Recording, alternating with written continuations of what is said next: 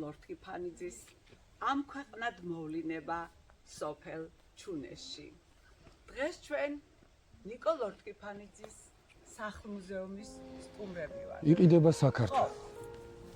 მინდორ ველით, თაგორით, თით, ვენახით, სათესით, წარსულის ისტორიით, მომავალი სვებედით, მშვენიერი სენით, ნაქარგი, ფარჩახავერთით, ვაშკაცურის ხასიათით, სტუმართ მოყვარეობით, დიდებულის სანახაობით, წმინდა ჰაერით, ნაამაგების სახლით და კარით, ჩუქურთმიანი მონასტრებით და ეკლესიებით, ჩქეფარე ნაკადულებით, ლურჯი ზღვით, მოწმენდილ მოკაშკაშებული ციით, ჰერით, ფერით. წლევანდელი წელი საიუბილეოა. მერვე კლასის მოსწავლეები არიან დღეს მუზეუმის სტუმრები. ჩვენ ახლა ვართ ოტია იოსელიანის სახელობის წყალტუბოს პირველი საჯარო სკოლის მერვე G კლასის მოსწავლეები და მასწავლებელი, ქართულის მასწავლებელი. პროგრამით შევისწავლეთ ნიკო ლორთქიფანიძის დადიანის ასული და მათხოვარი. უნდა შეგვესრულებინა კომპლექსური დავალება, შეუქმნა ნოველა. სხვადასხვა თემაზე, რა თქმა უნდა. ერთ-ერთი ასეთი მინიშნება იყო. უნდა წარმოედგინათ ბავშვებს, როგორ გაგრძელდებოდა ზურაბისა და დადიანის ასულის სიყვარულის ისტორია და ამაზე შეექმნათ ნოველა. ასევე თავისუფალი იყო არჩევანი, თემატიკა თვითონ უნდა აერჩიათ ან მომხდარი ამბიდან, ან პირადი ცხოვრებიდან, ან ვინმეს მონაყოლიდან სიუჟეტი შეექმნათ და დაეწერათ ნოველა. შემდეგ ჩვენ ავარჩევდით მათ შორის საუკეთესოს და შევქმნიდით ელექტრონულ ჟურნალს. ასე დაიბადა ლიტერატურული ჟურნალის შექმნის იდეა. ბავშვები ძალიან აქტიურად ჩაერთვნენ. შემდეგ უკვე რაც იყო დავალება, იგავარაკის შედგენა, პატარა მოთხრობის შედგენა, ადგენდნენ იგავარაკებს, წერდნენ პატარა მოთხრობებს. რა თქმა უნდა, არა გვაქვს პრეტენზია, რომ ყველაფერი იდეალურია, მაგრამ მთავარია მონდომება, ენთუზიაზმი, რომელიც ამ მოსწავლეებში დავინახე. დღეს ჩვენ წარმოვადგენთ ჩვენ მიერ შექმნილი ნამუშევრების პრეზენტაციას და ეს იქნება ფაქტობრივად ამ ლიტერატურული ჟურნალის პრეზენტაციაც, რომელსაც ჩვენ ფიქრთა გორა დავარქვით. ახლა ვთხოვთ ჩემს მოსწავლეებს წაიკითხოთ თავიანთი ნაშრომები. სიყვარულის ამბავი, ჩემი ნოველა. ავლივით ნაზი სიყვარული. ქარი ნელაუბერა და ჩეგოლას კაცმომხარი, სოფელ ზურაბიდან ის ხდები ბინგუნჩი ჩაიტანა. დადიანის ასული დიდხანს და ალაღავდა. თითქოს თვალები გულოსა და გზას გულისწორს. ფიქრობდა, როგორ შეხვდებოდა ტრიუმფით დაბრუნებულ საკითხს. ამ დროს ზურაბ უკვე შორეული მწვანებისგან მიახმარებდა ცხენს. ჟადი ხედებოდა უკან, თითქოს ხედავდა საყვარელი ქალის იმედით სავსე თვალებს. ის სილუეტს ხსნობდა საკითხს, სულ თქვასა და სიტყვას. ეს ფილიქს რომ აუხდნენ ზურაბს, მხოლოდ თამარის კისკისით ნათქვამი სიტყვები ჩაესწრა. ყვავილი ზოგი წითელი უნდა იყოს, ზოგი თეთრი, ზოგი ოქროსი მასალი. ფერი კი არა სტიმულებია მთავარი, გაიქცა შეყვარებულმა ვაჟმა ჩუმად და ამ დროს თოვლში ჩარგული სამფეროვანი ყვავილების განიერი ზოლი დაინახა. ხალხმასი ახალწედა და ალამაზი. შეყვარებულმა ვაჟმა ყვავილები ფრთად დაკეტა. თამარის გაწნეული სახე წარმოიდგინა და სიამოვნების შრომდებმა დაუვა. სამწაზე ლოთა თამარის საქმეს. ყვავილები მორთულ ბაღში ისე დადიოდა, თითქოს ყოველმა ფოთოლმა იზრდა მისი მუქი. ლაფავი თუნდაც ციხის კედელთან ქარი ქროდა ქალს ზურაბის ცხენის ფეხის ხმარებდა. Direcția înțelegerea are context celălalt măsuri სასახლის კარიბჭესთან ხვავი გაიცდა. ზურაბი დაბრუნდა, აიძახა ვიღაცა. თამარი წამოხდა, თქოს სხეული თვითონ გაიჭრა გარი. ზღვარის შედგა ხრებზე მას მძიმე ჩაგაეგით, რომელიც ფლად გახსნა. ეკიდანი სხვადასხვაფერი ყვავილები გადმოიფანტა. წითელი, თეთრი, ოქროსფერი და ცისფერი. თამარმა დაინახა ჩანთაში პატარა კოლოფი წითო. ეს რა არის? იკითხა ჩუმად ქალმა. ჩემი გული უყავს სხვა ზურაბი, გული რომელიც თქვენთან უნდა დარჩეს სამუდამოდ. თამარმა ფლად გახსნა ყუთი, რომელშიც გულის ფორმის ფირფიტაზე ეძება. თუ ყვავილები დაჭრება, ჩემი სიყვარული მეგადული დარჩა. ჩემი გული მხოლოდ ჩემთვის მეკავს სიყვარული. მე შევადგინე დავარაკი თანდათან გესიანი და მახვილული ჩრეთის ზეთახის სენაკი მყონარი. სათავრა დაუქვენის ძალ. ერთ სოფელში ცხოვრობდა ორი მეზობელი. ერთს ბოროტინა ჰქონდა, მეორე კი შვილი და ბრძენი იყო. ამ სიტყვა კაცს არ ეწოდეს ზარეკი, სუსტის თავისები წანი.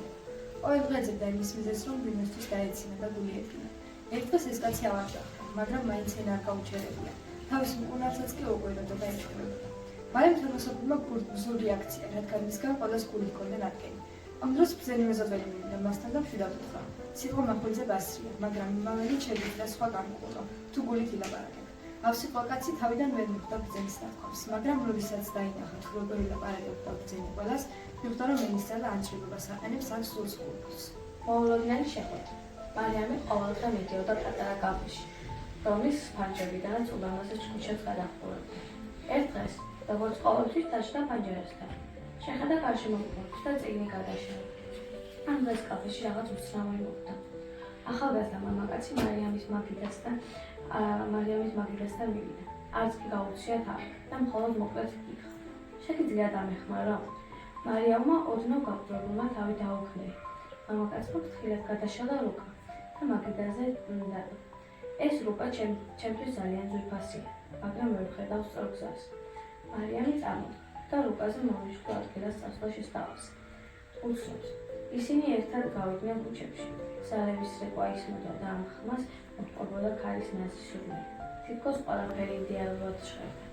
სიკეთე, რომელსაც მარიამი აკეთებდა უცხო ადამიანისათვის, თითქოს მის ცხოვრებას სვლიდა. რამდენიმე წუთის შემდეგ მამაკაცი რუკაზე მონიშნულ სახლთან გაჩერდა. მარიამს სევდიანი თვალებით გაუხმნა და უთხრა: ამ სახლში ჩემი გოგონა ცხოვრობს, რომელიც მხოლოდ ინტელექტით მიცნობს. ახლა კი შენი დახმარებით ჩავეკუპები მას. მარიამს სიხარულის ცრემლებით მოწყინავდა თვალები. ბედნიერი იყო, რომ ადამიანის დახმარება შეეძლო. როდესაც მარიამის სახლისაკენ მიდიოდა, გულის სიხარულით უცემდა. აგონებდა ნასწავლის სიგრძნე, რომ სარკმლოვანი ერთი მარტოხელა მოხუცი, რომელსაც სიკეთის კეთება ძალიან უყვარდა, ცხოვრობდა სოფელში. ის ყველას ეხმარებოდა და ამის გამო მას ხალხი კიცხავდა. ფიქრობდნენ, რომ ამდენი სიკეთე არ დაუბრუნდებოდა.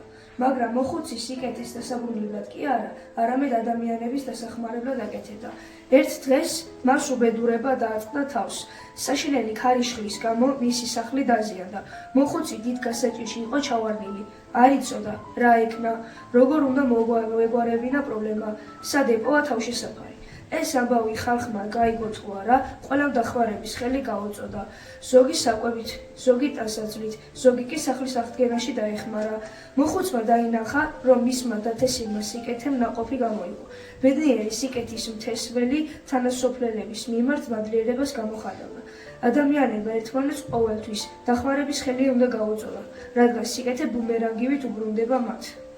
სოფელში ვიყავი ჩემი ბავშვობის მეგობრებთან ერთად. საღამოს როგორც ყოველთვის მეგობრებთან ერთად მოედანზე წავედით ბურთისა დაუშვით. დაურეკეთ ბავშვებს. ყველა შევიკრიბეთ წიალ მინდვრს. სიანი დღე, სუფთა ჰაერი, ჩიტების ასამონო ჭიჭიკი. ხიარული განწყობი, სიცილი, ხუმრობა და გამამხნევებელი გადაძახილი. კიდევ უფრო ბედნიერებას ვხმართ. დავდექით მინდვრისკენ მიმავალ გზას. მივედით დანიშნულების ადგილს. მაშინვე თამაში აძაბიწყე. გადავწყვეტეთ ჩვენ ყველა მეგობარს დავდოდებით. ცოტა ხანში გავმართეთ ხელბურთის თამაში. მოულოდნელად ჩემს ერთ მეგობარს თავში ბურთი და გული წაუვიდა. ყველა ვიფიქრეთ, რომ გაგვეხმო და სიცილი დავიწყო. თუმცა რომ არ წამოდგა, შეგვეშინა, ახლოს მივიდა. როგორც შემდეგ აღმოჩნდა, რომ ბურთი ისეთ ძლიერად მოხვდა თავში, ტვინი შერყვა მიიღო. შეშინებული დავისიეთ, გულ წასვლას. შევატყობინეთ მშობლებს, საბედნიეროდ ყველაფერი კარგად დასრულდა. ამ ამბავს, როგორც თავის დროზე ძალიან შეგვეშინა. დღეს ხმით ვიხსენებ. თუმცა უნდა გვახსოვდეს, რომ სიფრთხილეს თავი არ სდგება. შურიანი კაცი. ერთ სოფელში ცხოვრობდა შურიანი კაცი, სურაბი. მას ემოსტოდა სხვის წამოდი. განსაკუთრებით კაცი. ერთ სოფელში ცხოვრობდა შურიანი კაცი, სურაბი. მას ემოსტოდა სხვის წამოდი. განსაკუთრებით შურდა მეზობლი გიორგის, რომელიც შრომისმოყვარე და კეთილი ადამიანი იყო. სურამმა გადაწყვიტა გიორგის ბოროტება გაეკეთებინა. ხანით გამოვიდა სახლი და გიორგის ფინიქსზე დიდი ორმო ამოთხარა, რომ დილით გიორგის ორმოში ჩავნილიყო და ფეხი მოეტეხა. მეორე დილით სურამმა ბადგა, რომ ენახა როგორ ჩავარდებოდა მის მეზობელი, მაგრამ წვიმისგან ნიადაგის რეალა გახდა. სურამმა ფეხი ავსებდა და თავის ჩაათხრა. ბადგა, რომ ენახა როგორ ჩავარდებოდა მისი მეზობელი, მაგრამ წვიმისგან ნიადაგის რეალა გახდა. სურამმა ფეხი ავსებდა და თავის გათხრილ ორმოში. გიორგი ხმა გაიგონა, მივიდა, მოიყვანა და გულად დაიხმარა. იმ წელს სურამმა მწარე თინადა თავისი გორადება და მიხვდა, ვინც მახვილს აიღეს, მახვილით დაიმარხა. თამარი მთელი დაკავებული იყო და დედის სასჯელს ეხასებოდა. მოგვიანებით გადაურეკა. გაიფიქრა მან. მოგვიანებით შეთხოვინება მიიღო მეზობლისგან. დედა დაეცა და საავადმყოფოში წაიყვანეს. დედასთან მიმავალს ერთი აზრი უკრიალებდა. ამჯერჯერ ჰქონდათ რომ, მაგრამ არ გამოუყენებია დედას უნდა ლაპარაკებოდა. მოეკითხა, ერთი ყოვლისდამტევი მაგიური სიტყვა მიყვარხა. დედა გადაჭრა, მაგრამ იმდრომ თამარს ცხოვრების წესი მტკიცედ შეეცვლევინა და გადაწყვიტა, რომ ყოველი წამი მნიშვნელოვანესია, უნდა დააფასო რაც გაქვს, რადგან შეიძლება მალე დაკარგო. უნდა გახსოვდეს, რომ არავინ იცის, რას გვიმზადებს წუთისოფელი, რა იქნება ხვალ, როგორ გათინდება, ან გათინდება თუ არა შენთვის. ეს ხომ წუთისოფელია, რაც შეგიძლია გააკეთო ახლა, არ გადადო ხვალისთვის. არც ძალი, არც საქმე, არც თბილი სიტყვა, არც მეგობართან შეხვედრა. სიცოცხლეში დააფასე ყველა და ყველაფერი. მოეფერე მშობლებს, ხშირად ჩაეხუტე და უთხარი მაგიური სიტყვა მიყვარხარ, რადგან ჩვენ სწორედ სიყვარულისთვის შექმნა არსთა გამოგება. თამარი აჩქარებული შევარდა დედის ოთახში, ასრებლებული ჩაეხუტა მას და ტირილით უთხრა. აპატიე დედა, რომ შენ ცხოვრებით არ ვიყავ. შენთან დარიყვაც რომ ვერ მომახერხე. მიყვარხარ დედა, ძალიან მიყვარხარ. შენ ჩემი ცხოვრება მაისის ბოლო დღეა. იწყეს მამა ჩემი ამბის მოყოლას. მე და ჩემი კლასელები ძალიან აღელვებულები ვიყავთ. რადგან ბოლო ზარი გქონდა. ყველა გზომა თითქოს ერთად იყრიდა თავს. სინანული, სიხარული, სევდო და სიყვარული. დღე ძალიან კარგად მიდის. იყო განშორების შენელი, რომელსაც მხოლოდ გოგოები გამოხატავდა. ბიჭები კი ცდილობდნენ დაგვემალონ. ამდენი ხნის შემდეგ, ამდენი ბავშვის სიაცების შემდეგ, ასე თუ ისე ერთმანეთთან განშორება გვიწევს. მაგრამ მაინც ვიცით, ისე გვეყარება ერთმანეთი, როგორც აქამდე და ჩვენს მოგონებებს ვერაზოს ვერავინ ვერ ჩავნებს. რადგან ბანკეტის დღეს, ყველანი ძალიან ლამაზად გამოვიყურებოდა. ძალიან ბევრი ფოტო და ვიდეო გადავიღეთ. ბრბოლის დროა, მანქანაში 3 გოგო და 2 ბიჭი ვსხედავთ. აქედან ერთ-ერთი მე, საჭესთან ვარ. წავედით გელათში, იქიდან წამოსვლას კი მოვყევით ავარიაში. ამ დროს მზის სანარებით მანქანის თავზე გამოვისახა წმინდა გაბრიელი, რომელიც იყოფა ხალხად შეამჩნია და ბოლო ზარის ვიდეოს ყურებისას ჩვენს გაუცებულები დავშით ამ სასწაულის ხელით. კაცმა არ იცის ეს ავარია რა შედეგით დამთავრდებოდა. გადავრჩებოდით თუ არა, ექნებოდა თუ არა ხალისის სკოლის დამთავრებას და გავუგრძელებდით თუ არა ცხოვრებას ჩვეულ რიტმში. ეს ის კითხვებია, ჩვენ კლასელებს დღემდე რომ გვაწვდოს. ეს ის კითხვებია, რომელზეც პასუხები მხოლოდ მამა გაბრიელს აქვს. დაუკვირვებლობა. ერთი მეფე განთქმული იყო თავისი ძალით. ის ყოველ წელს იძახებდა ვაჟკაცებს სოფლიდან, რათა შეეჯიბრებოდა ბრძოლაში. ყოველი ბრძოლა მეფის გამარჯვებით სრულდებოდა. ერთ დღეს მან დაიბარა ახალი მოწინააღმდეგე. ვაჟკაცმა იცოდა, რომ მეფეს ღონით ვერ აჯობებდა. ამიტომ მოიფიქრა მეფის სუსტი წერტილი გამოიყენებინა მის დასამარცხებლად. სანამ ბრძოლას დაიწყებდნენ, ვაჟკაცმა უთხრა მეფეს: შევაჯიბროთ, ოღონდ არა ფიზიკური ძალით, არამედ ჭკუით. მეფემ უპასუხა: მე წინააღმდეგი არ ვარ, რადგან ვიცი რომ მოვიგებ. ვაჟკაცმა უთხრა: გამარჯვებულს მთელი ქონება გადაეცემა. გარკვეული დროის შემდეგ მეფე ქონების გარეშე დარჩა. ის მისმა სიამაყეს საბოლოოდ დააბრმავა. ამიტომ არის ნათქვამი: 100 ჯერ გაზომე, ერთხელ გაჯერ. განმარტოვებაში ნაყვანის სიმშვიდე. არჩილილი, რომელიც ქალაქის ხმაურით დაიღალა, უარყო კომფორტი, რადგან იცნობდა, რომ ყოველი დღე მის ნამდვილ არსებობას აშორებდა. ის თასში გადასახლდა, სადაც საკუთარი ხელით ააგო ხოხი. მიუხედავად იმისა, რომ მისი გარემოცვა ამ საქციელს ვერ იგებდა, არჩილმა გათიშა ინტერნეტი, მთელი წელი ფიზიკური შრომასა და წიგნების კითხვაში გაატარა, რადგან სულიერი სიმშვიდეს ეძებდა. ერთ წლის შემდეგ, როდესაც ხოხი დაინგრა, პირველად ჩავიდა არჩილის ქალაქში სამშენებლო მასალის საყიდლად. იქ დაინახა პატარა ბიჭი, რომელიც მობილურ ტელეფონს შეიცქერებოდა და სახე ბედნიერი ჰქონდა. არჩილმა უცებ იგრძნო, რომ განმარტოვებაში ნაპოვნი კი არა, სიმშვიდე მარტოობა იყო. ჩართო მთელი წლის გამართული ტელეფონი და მეგობრებს მიწერა, რომ ის დაბრუნდა. ბედნიერება ურთიერთობაშია. დიდი ხნის წინ ერთით ქალაქში 3 მეგობარი ცხოვრობდა.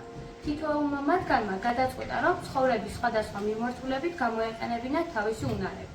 პირველი მეგობარი, რომელიც დიდი ხნის განმავლობაში ქანდაკებებს აკეთებდა, ქალაქში ყველაზე ცნობილი მოქანდაკე გახდა. მისი შემოქმედება ყველას ყურადღებას იქცევდა. მეორე მეგობარი, რომელიც ვაჭრობას ეწეოდა, მალევე მდიდარი გახდა და უამრავი მაღაზია გახსნა. მესამე მეგობარი არანაირ სპეციალურ პროფესიულ უნარი არ ჰქონდა, მხოლოდ ის იცოდა, რომ სიკეთე ეთესა და ხთან დამეგობრებოდა. მრავალი წელი გავიდა. ერთ დღეს ისინი კვლავ შეხვდნენ.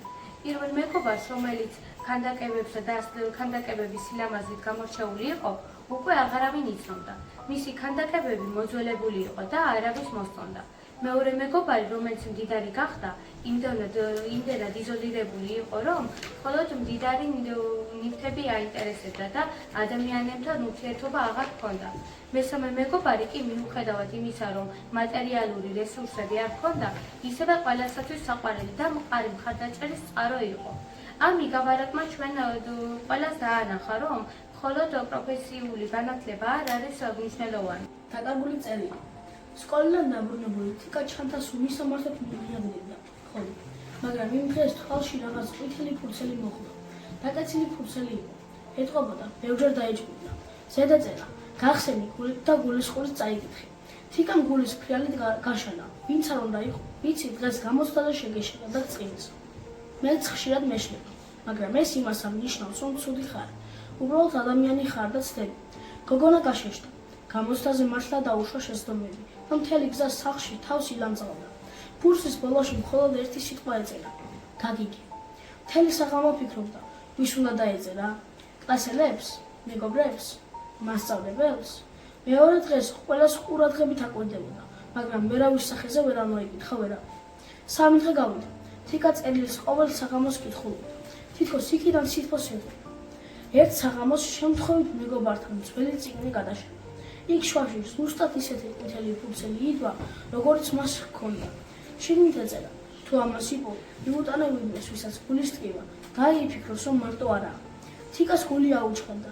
ის მიხვდა, წერილი სპეციალურად არც ერთვის არ იყო დაწერილი. ეს იყო უბრალოდ ვიღაცასთვის, ვისაც იმ დღეს დასჭირდებოდა. გვერდით დგომა და სულიერი გამხდები. თიკა ფანჯარასთან დადგა, ღრმად ჩაისურვდა და ჩაიცინა.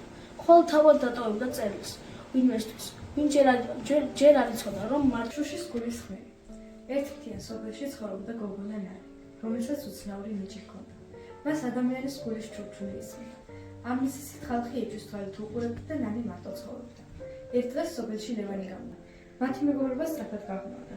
ნანა გულით უსმენდა ლევანს და ბიჭი თანდათან მშვიდდებოდა, მაგრამ სოფელში ხმები გავრცელდა. ჯადოქარია, ადამიანების გულს უსმენს. ერთ საღამოს სოფლის უფროსებმა ნანეს ქალაქიდან წასვლა მოსთხოვეს. ლევანი წინ გადაუდგა. მან ჩემში სინათლე დაინახა, როცა მე თვითონ ვერ ხედავდი. კაც ბებიას ერთიანად შეეცვალა სახე და გული დაეწვა, როცა ნანი შეხედა. შენ არ ახმებს, არამედ ადამიანების ტკივილს უსმენ. ჩვენ კი სწორედ ამის შეგვეშინდა, თქვა ჩურჩულით. სოფელმა თავისი გადაწყვეტილება შეცვალა. იმავე საღამოს ნანის სახლთან ფარანი ჩამოკიდეს, მდობისა და მიღების ნიშნად. გავიდა წლები და ნანის მცირე სახლის სტუმრებით აივსო. ლევანი კი იმ ადამიანად იქცა, ვისის შუშის გულის ჩურჩული ნამდვილ სიყვარულად გადაიქცა.